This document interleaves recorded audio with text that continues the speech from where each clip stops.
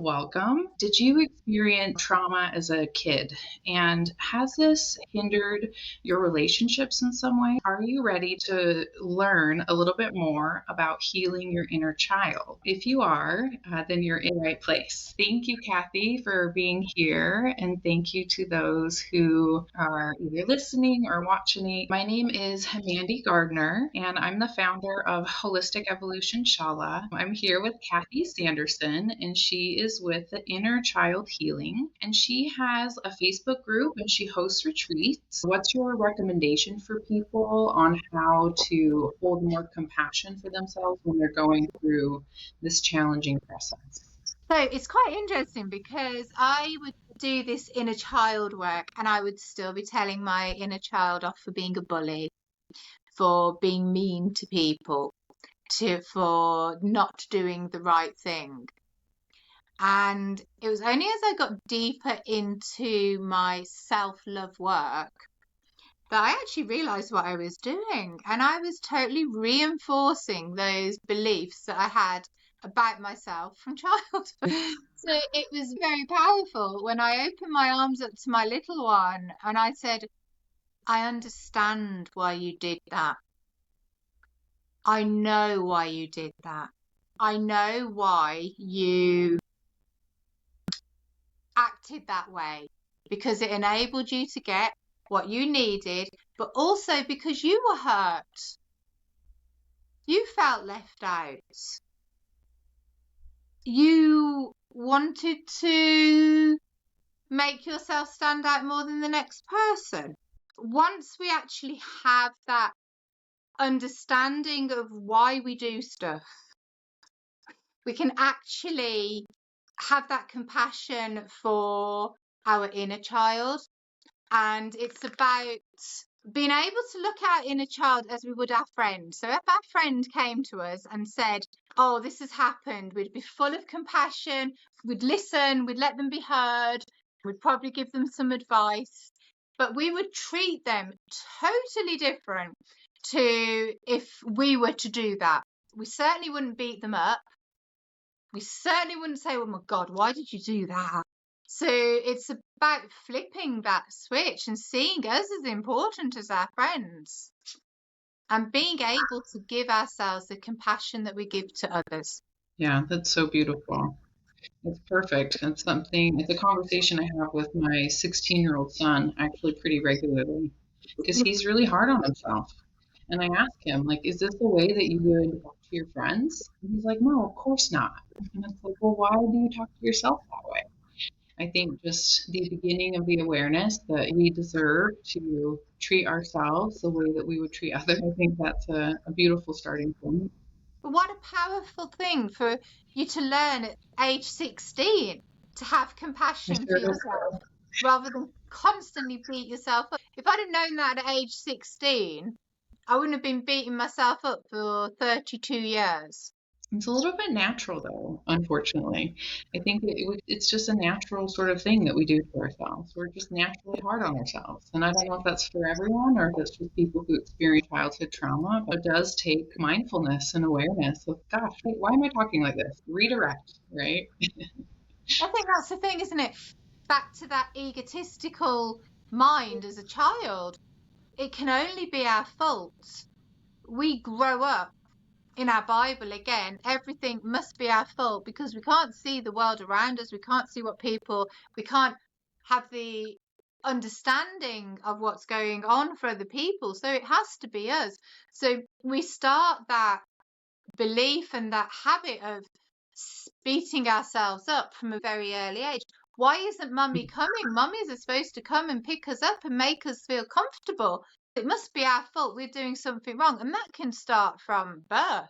Just because we don't have that ability to recall vision from age 3 doesn't mean that our body still doesn't remember it. So many trauma survivors struggle with feelings of shame and guilt. How does the journey of inner child healing help to foster self-acceptance? And what are some practices that you could offer that could help to support this? It's really powerful to acknowledge that the shame that we felt from those experiences, the shame belongs to our shame givers. What they did was shameful. How they caused us to feel was shameful. What they did to us was shameful. And it's about understanding that. Then we are able then to bundle up this shame and say no and give it back. It's not mine, it's yours. You deal with it, because I've dealt with it for decades. I'm not dealing with it anymore. That's perfect. That was so beautiful. So do you have any recommendations on like how to help build that inner confidence when it comes to doing that inner child work? So I always say this: imagine from the time that you came into this world, the people around you have been supportive, have looked at you with smiles in their eyes of genuine joy, have told you that you bring joy to their lives, have shown you that you bring joy to their lives, have shown you that they enjoy your company, have shown you that what you can say matters. If you had that from birth, would you have self-abusive talk? Would you have problems loving yourself? Would you have problems with your self-confidence? I doubt it very much. So if we can give this confidence to ourselves, if we can be that champion that we needed when we were growing up, we can go to our inner child and, like I was saying, what did you dream of? How did you sleep? Hello, my darling. How are you feeling?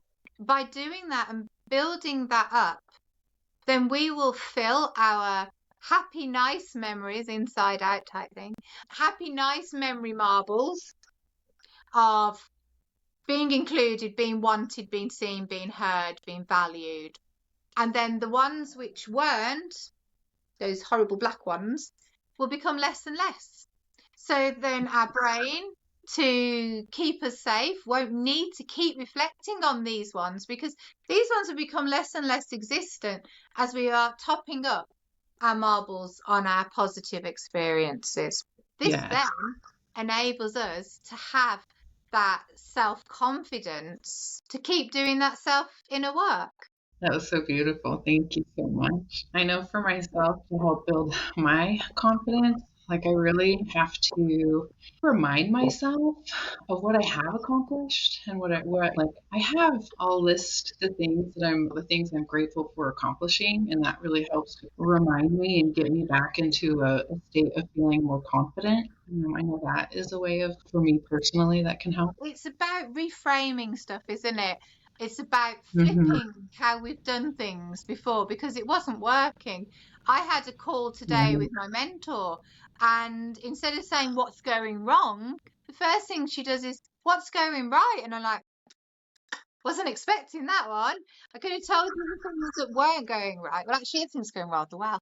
But just by flipping it enables us to see that maybe it's not as bad as we think, because we've been dwelling on these things which aren't going well, rather than all the Mm-hmm. amazing things that are going well. Perspective is so important. Thank you so much for sharing everything. I can imagine that your retreats in Wales are just fantastic and fun and such a wonderful place to be to help tap into that inner child. So I wonder, would you tell the people who are watching and listening to our conversation today, let them know where they can find more information about you and your retreats? Yes, you can find me on communitygatherings.uk. That's our website. I'm really big on Facebook. I am a typical Facebook mum, my children tell me. So you can find me on Facebook, Kathy L. Sanderson. And you can also look for the Community Camping and Healing Gatherings Facebook group and see what we do on there too. Awesome. Thank you so much, Kathy, and thank you to all of those who took the time to watch and listen. Give me this opportunity to talk to you. It's been very enjoyable. Oh, good. It's my pleasure.